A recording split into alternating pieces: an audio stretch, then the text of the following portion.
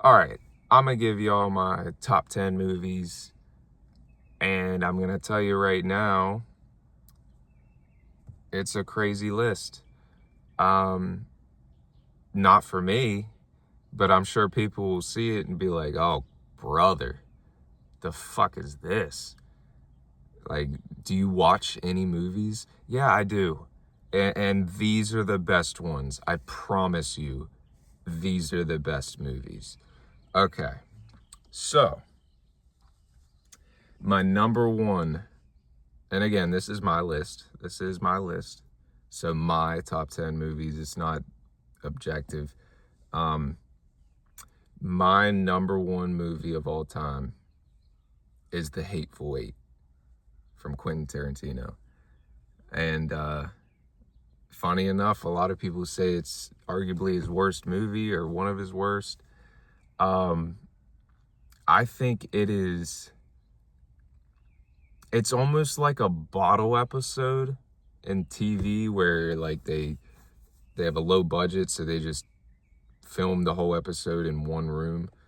Um, so it's almost like a bottle episode into a movie, and just the way that Tarantino's taking pretty much nothing, and it's very interesting. Like there's subplots and subtext everywhere at every corner. Um, there's obviously crazy moments because it's a Tarantino. There's obviously funny moments. And it's just overall, I don't know, maybe it's me, but like just everything's interesting. Even the intro. The intro is like 5 minutes long and there's nothing going on. It's just they're showing the scenery, and then there's like this one of the best scores I've ever heard in my life playing in the background. And it's just from that moment, it's like, yo, what am I about to watch? And then you watch it, and I get it. Some people say it's slow paced and everything, but I think that's what makes it good. Like, I don't know. There's something about it where there's a secret mystery from the beginning, and then there's more mysteries added on, and then everything starts unraveling, and then it's honestly like a murder mystery bottle episode western. It is, it's just my favorite movie.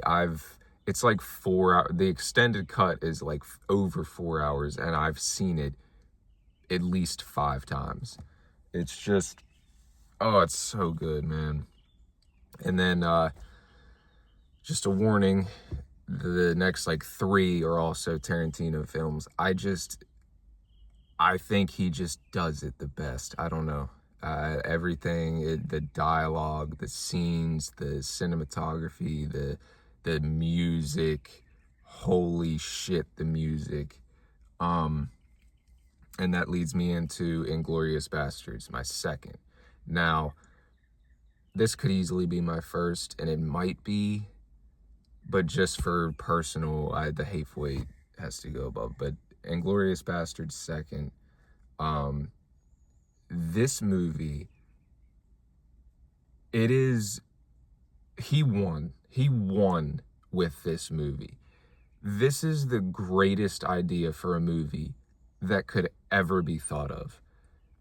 It's taking real events and flipping them on their head, but it's taking the most popular event and flipping it on its head. Like, there is nothing else you could do. And the only other thing you could do, he also did with Django. And so it is phenomenal. Again, the music, the intro, every intro of his movie is just awesome. It's just freaking awesome. But the intro, the opening scene, which is long as hell, but he draws you in with the suspense and the dialogue and the switching of the language. That And then you get into the story and you're like, you see Shoshana run away and you're like, oh, what does that lead to?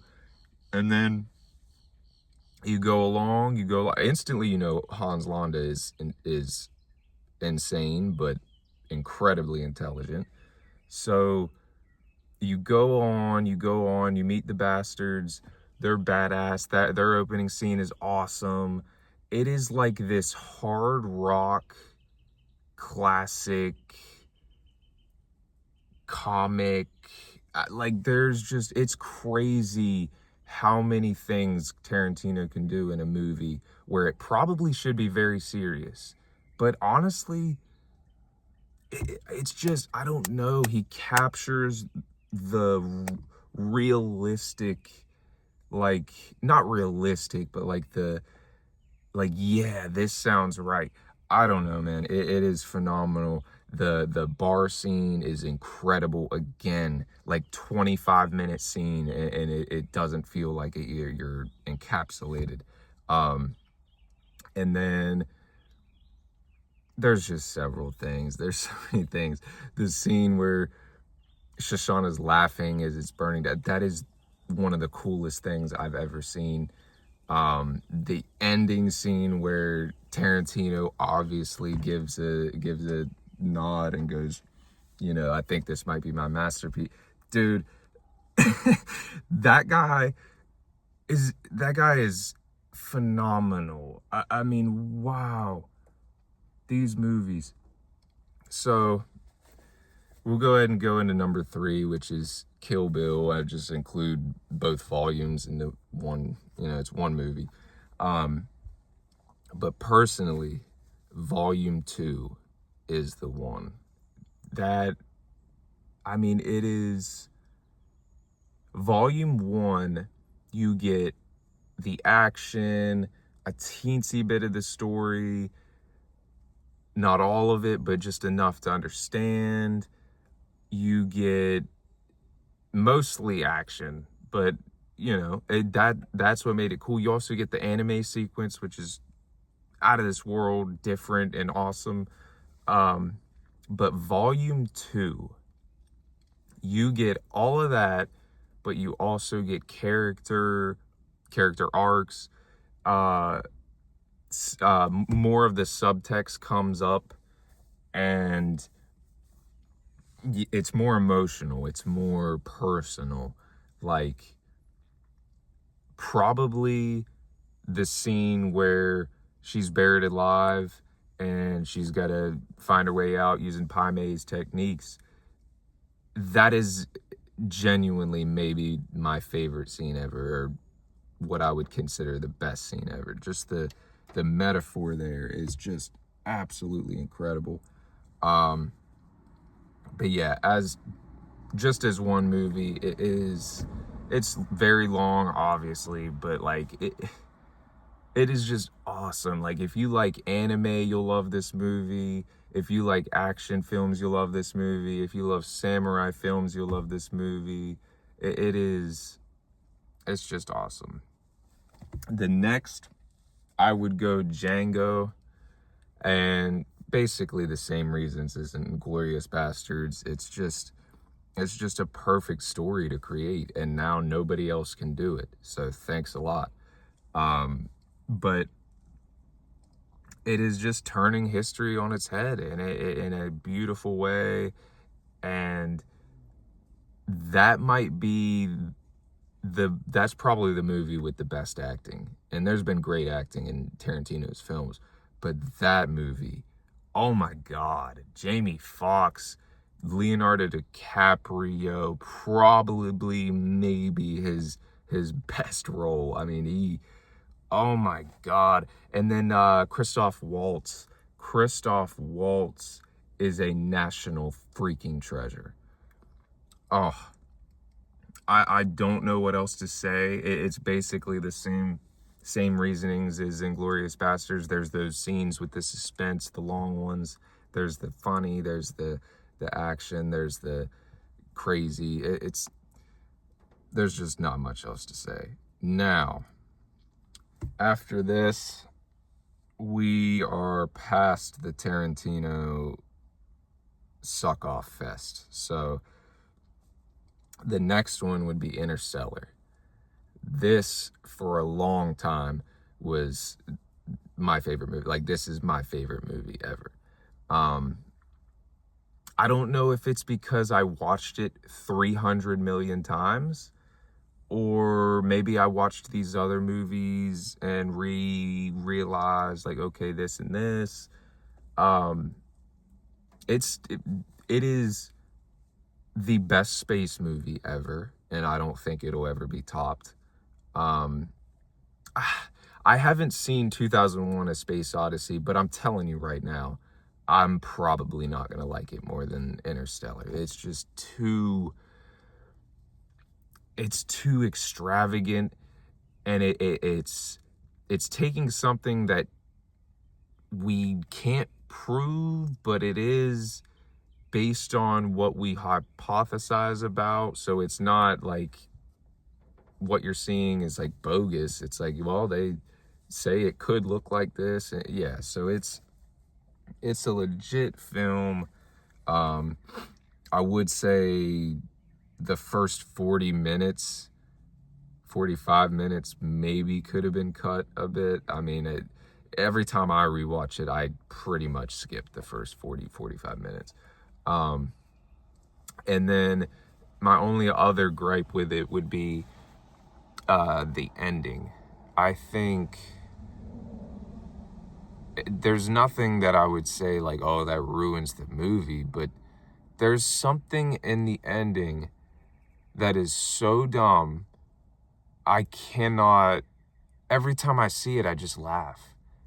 The ending world, the ending planet that they're on, I guess it's livable. I would rather just off myself. Why would I live? This thing's like a half pipe, and then the kids are playing baseball, and the baseball is going up, and it hits in the film, it hits a house, a window in the house. What if somebody just got killed? Like, why? What is that planet? And then, even if you are living there, why would you be playing baseball? Oh, we hit the house. We hit Uncle Jefferson's window again. Hopefully he didn't die. Why are we playing baseball? That ending is so freaking funny and dumb, but I love the movie regardless. It's just so awesome. That movie is just greatness. And Nolan's an awesome dude. Nolan's a really cool dude. Makes some of the coolest movies ever. He actually isn't on this list again. But he, there's honorable mentions and everything. Next one is The Departed. This one, it sucks. There's not much I can say about some of these things to where it's like, oh, that's new. I mean, it's a phenomenal movie. It is your classic, it's like a classic gangster film, but it's more, I think it's with that in mind, they had it to where it's more modern gangster. And it's like Boston, and Jack Nicholson gives, of course, a phenomenal performance. Leo, Mark Wahlberg, like they had a cast for that fucking movie. It was phenomenal. There's just not much else to say. The story weaves in ways that are just like, whoa. And then this acting, the certain set pieces, the certain scene in the bar, there's just so much. And the fact that he ended it the way that he did, when the studio was like, no, end it in a way where we can make a trilogy or whatever they wanted to do with it. And it's like, he ended it like that instead and was like, nope, this is the movie, and it is much better than what they would have wanted. Just phenomenal. Next one is another Scorsese, The Wolf of Wall Street. Okay. This one's on here because it's one of my favorite movies ever, but it's on here because I think it's the best, I want to say the best comedy movie ever, but there are strictly comedy movies that I would say, like The Other Guys, I think is actually the best comedy movie. But if we're going non-traditional comedy movie, it is The Wolf of Wall Street. I mean, this is so funny and so interesting, and the characters are incredible. Like Jonah Hill's character, oh my god. And then what's his name? Oh my god, what's his name? John Bernthal's character. I love John Bernthal so much. His catchphrases, his facial expressions, the way he says, like, this dude is so naturally funny to me. He could have a normal conversation and he'd be like, let me tell you something, man. And I'm laughing my ass off. I'm like, dude, he is so freaking awesome. The way he gets angry in that film, dude, John Bernthal is so freaking awesome. But yeah, it is just, it's so dang funny, very interesting. It hits emotional points sometimes. I mean, it shows you certain things. Yeah, it's just, that's a great movie, and it's long. Like, you wouldn't expect something like that to be like a long, like, I think it's like 2.5 hours or something. But yeah, it's just phenomenal. Next one, what would this be? 7, 8? Yeah, it'd be 8. Number 8, Whiplash. This was a pretty recent watch, and I think more than anything, I respect the fact that this movie is like an hour and a half. And it, like every minute, it is a good movie. Every minute, it is a great movie. And again, this one's funny too, but it's more like there's thinking to it. There's substance there, and there's, like, below the funny, there's something else more sinister or serious. And this was just something I did not expect. I watched it. I'm sure I watched it because I saw a clip and was like, oh, that was actually pretty funny. I'll, watch it, whatever. But I just didn't know what to expect. Like, I was like, a jazz drummer or whatever. Like, I don't know if this is what I'd want to watch. And then I watch it and I'm like, I think I rewatched it like 3 or 4 times because it's just so easy. It is quick. It is havoc. Like, there's a lot going on, and it keeps your attention. It is like the perfect just hour and a half. I just want to watch something quick, whatever, get some entertainment. I don't know. That movie is incredible. Number 9, There Will Be Blood. Another, honestly, sort of recent watch. There's a lot of movies that are high up that I just haven't had the chance to watch yet. But I watched this and instantly blown away. I will say, I'm not the biggest fan of Paul Thomas Anderson, because after I watched this, I tried to watch his other movies. I don't know what it is. I'll get to it later because I'm going to talk about something else. But this movie was phenomenal. This is a character study.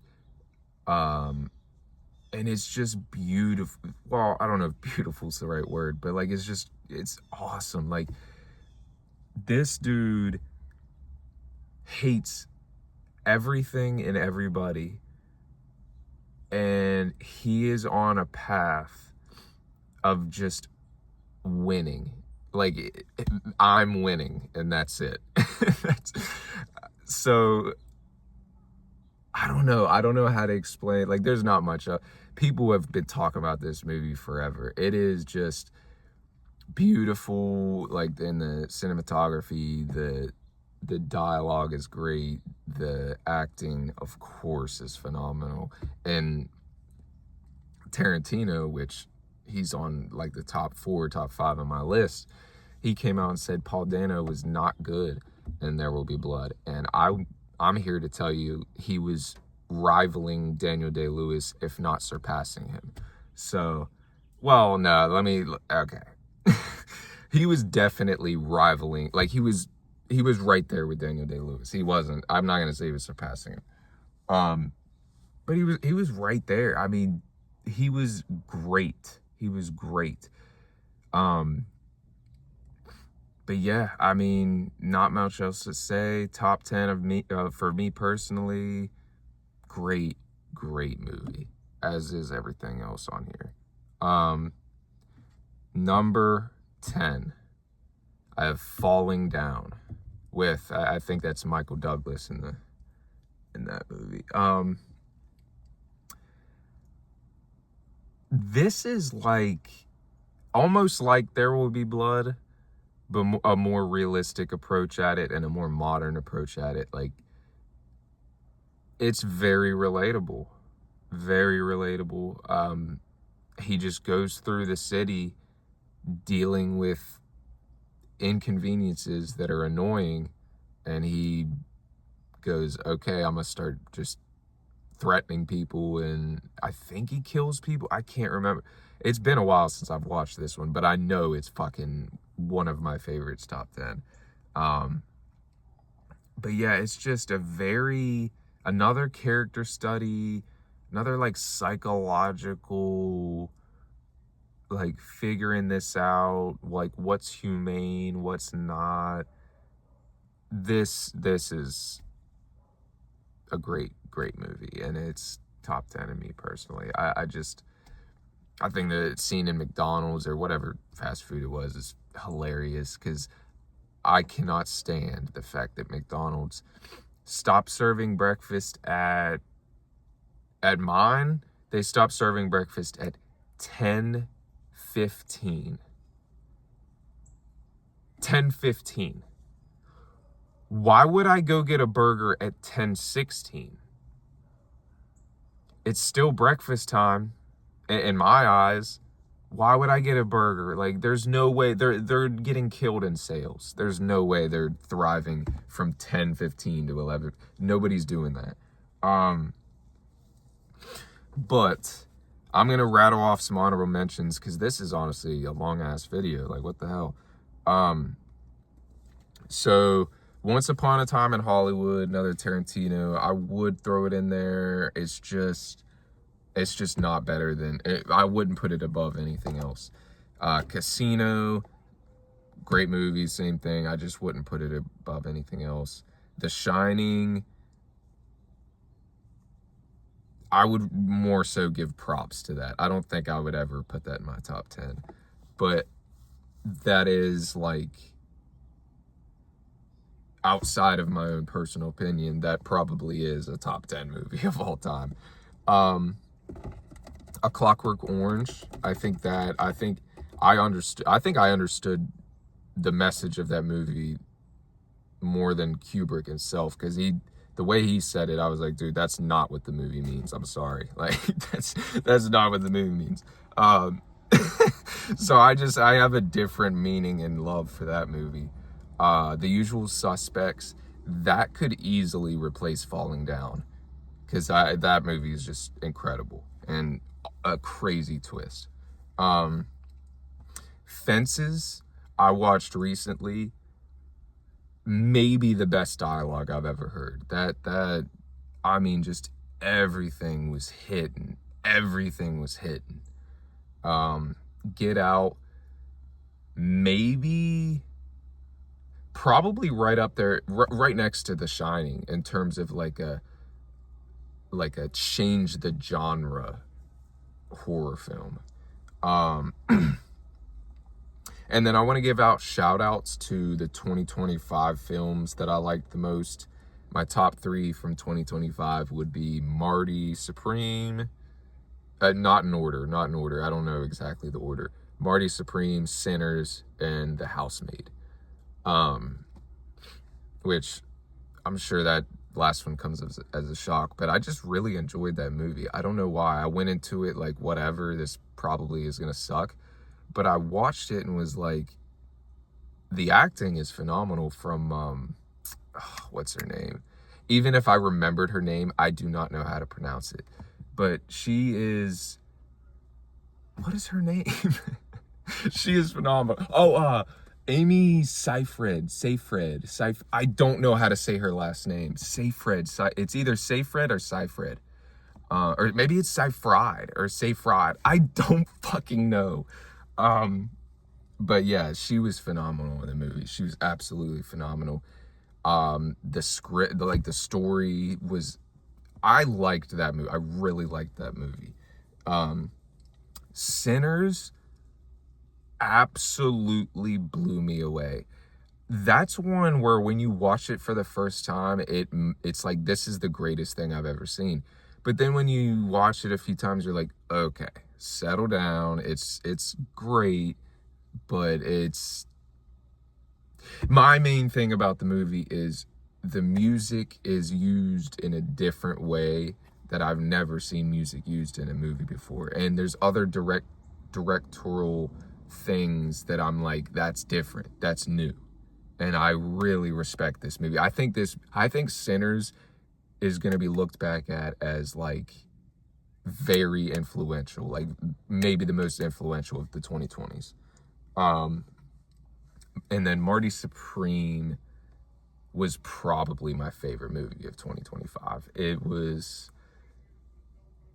was just a phenomenal story. It was perfect for me because I'm really trying to reach a new level in life, and I'm kind of writing movie scripts actually, or, really trying to see what I could do with that. I'm doing a bunch of things. I'm just trying to figure it out. So when I finally watched the movie, I was like, oh, okay, don't be like this guy.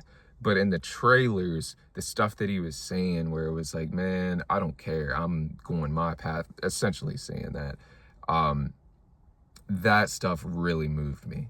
And then when I watched the movie, I realized, okay, he's a piece of shit, but I was still blown away. That movie is awesome, man. That movie, oh my God, the ending was not what I expected whatsoever, but I love it. I absolutely love it. I think it's better than how I would have ended it. So I have some work to do. And then I want to end this off kind of on a negative note, actually. One Battle After Another was not better than any of the 3 films I said. And I'm including The Housemaid, The Housemaid. That movie was not that good. It was not that good at all. At all. It was cringy for the first... Basically, until Steely Dan, Dirty Work comes on, it's cringe. It's a cringe movie. Nothing they say is cool or fucking... Like, oh my God. The trying to be new modern slang that Paul Thomas Anderson is trying in this shit. Dude, stop. And then the entire story, I walked out of the theater and was like, it was extravagant. The acting was great. Leo is freaking awesome. Leo could be in poop butt shit and he'd be awesome. I'd watch it and it'd be great. But I walked out of the theater going, what was that even about? Like, what was the story? What was the actual story outside of the daughter getting taken and then maybe being his daughter? Like, I just don't, what was the story about? Like, am I losing my mind? I, it was about nothing. Like, it was essentially about nothing, and then things happened. Like, that's kind of, I don't know, man. I don't see it with that movie at all. If that ends up winning the Oscar, okay. I mean, Sinners, Marty Supreme, original, great stories, awesome acting, everything. One battle after another, great acting, cool, funny moments. That's it. That's it. Sorry. But other than that, I hope you guys have a great day. I don't want to really end it on negative.